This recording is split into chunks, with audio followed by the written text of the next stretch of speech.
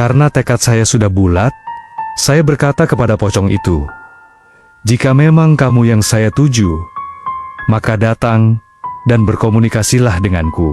Tapi kalau kamu bukan yang saya tuju, saya tidak takut.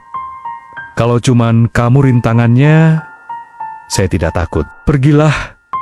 Saya tidak takut sama sekali. Lama-lama, pocong itu pun menghilang. Setengah jam kemudian, datang seekor anjing hitam. Tapi anjing ini besar sekali. Seukuran anak kerbau, matanya menyala merah, taringnya panjang. Awalnya saya pikir itu makan hitam. Saya berpikir, wah, pasti saya digigit dan ditelan habis ini. Ternyata benar-benar anjing. Anjing hitam besar. Ia mengendus sesajen. Saya yang berada tepat di depannya hanya bisa menatap. Saya pun berkata padanya, "Kalau kamu yang saya tuju, duduklah dan komunikasilah denganku. Tapi kalau bukan, pergilah, saya tidak takut." Dan benar saja, anjing itu pun pergi. Tiba-tiba, dari arah selatan, di kejauhan terlihat cahaya bulat, tapi aneh. Cahaya itu berada di atas bukit, seperti orang mencari tokek yang memakai senter di kepala. Cahaya itu awalnya kecil, lalu membesar dan mendekat ke arah saya. Saya bingung dan takut. Ini apa lagi yang datang? Cahaya bulat itu berhenti, tepat di depan saya. Di dalamnya, ada seorang lelaki tua mengenakan celana hitam yang hanya sampai di bawah lutut. Dalam istilah Indramayu, disebut celana komboran. Bajunya juga hitam, memakai ikat kepala wulung berwarna ungu. Saya berkata, "Kalau memang Bapak yang saya tuju, saya siap berkomunikasi.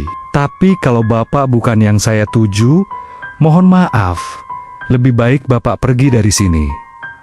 Saya sudah bulat tekad, saya tidak takut apapun. Karena kalau saya pulang tanpa membawa hasil, lebih baik mati."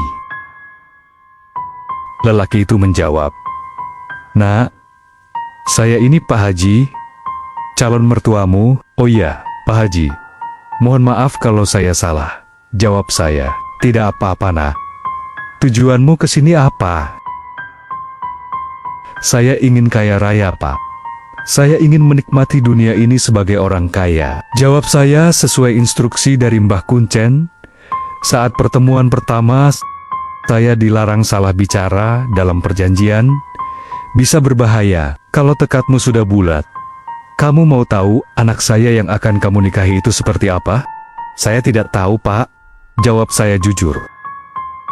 "Kok kamu mau nikah sama anak saya? Padahal kamu sendiri tidak tahu wujudnya." "Karena saya yakin, kalau menikah dengan anak Bapak, saya bisa kaya. Maka seperti apapun wujudnya, saya siap." "Ya sudah, kalau kamu mau tahu, ini anak saya," katanya. Lalu muncul gambar seperti foto ukuran besar. "Inilah anak saya," lanjutnya.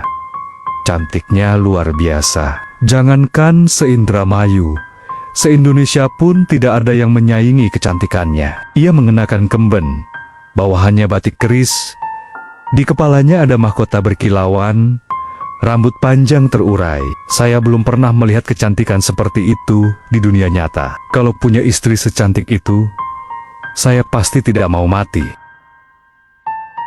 Tapi jangan kamu nilai dari tampilannya sekarang. Ini loh, aslinya anak saya, tambah Pak Haji. Saya kaget, dari pinggang ke atas, dia tetap sangat cantik. Tapi dari pinggang ke bawah, tubuhnya adalah ular hijau. Dan Pak Haji berdiri di depan saya, tanpa menyentuh tanah. Masih di dalam lingkaran cahaya. Cahaya itu begitu terang, membuat area sekitar terlihat seperti siang hari. Tapi karena tekad saya sudah kuat, saya berkata, "Saya mau, Pak. Seperti apapun anak Bapak, saya siap." "Oh ya,